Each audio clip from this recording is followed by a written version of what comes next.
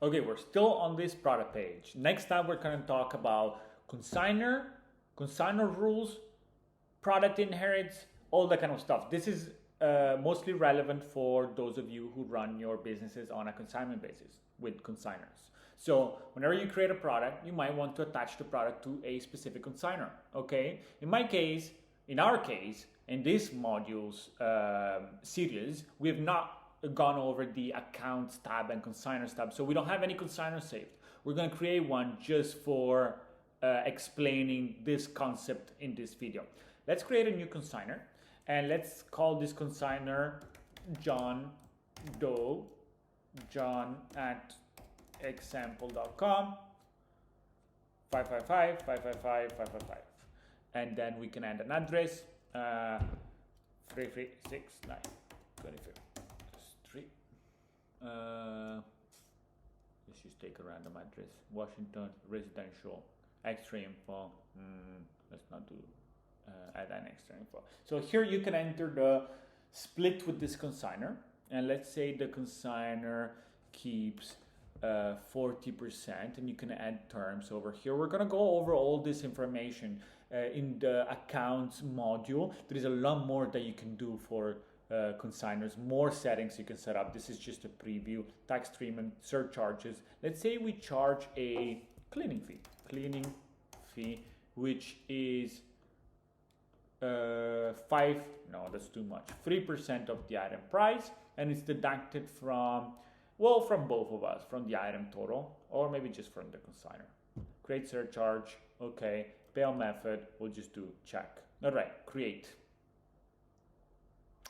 Why did they do this? Because every time you assign a consignor to a product, the product will inherit the consignor rules. What does this mean?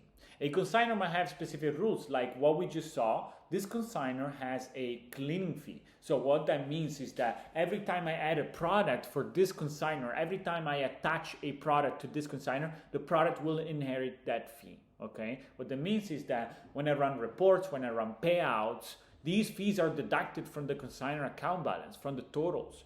And so it's very important to reconcile the data it's very important for the product to inherit those rules.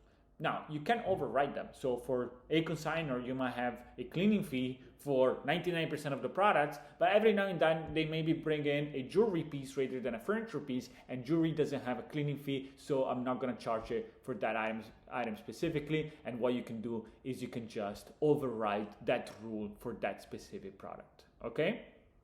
Now, your profit adjusts, your margins adjust based on those rules that you enter. So we have a price for the item, we have the unit cost, which we entered in the previous video. That's what the item cost me, okay? In this case, now we have a consignor, but also we have a unit price. It's a little bit confusing, but you can add both if you want to. And then you have a commission on the sale. This is your commission that you're taking. So actually, I did it wrong. I put 40% on the store side rather than on the consignor side. That's why my commission is so low. But basically, that's what's happening here. And then this accounts also for the cleaning fee. You can also add a customer fee. So if you charge something to the customer, like I charge a 2.5% credit card processing fee, that will adjust my profit margin as well, okay? So the concept here is that products inherit rules from the consignor that you assign to a product, okay? At the same time, if you want, you can override those rules. Now, I added this item. If I want the consignor to be notified that this item has been added in my system, you can turn on the consignor notification here, so they get an email of all the items that I've added for their account in my system today, okay? That's pretty much it. Let me save the changes and move on to the next video.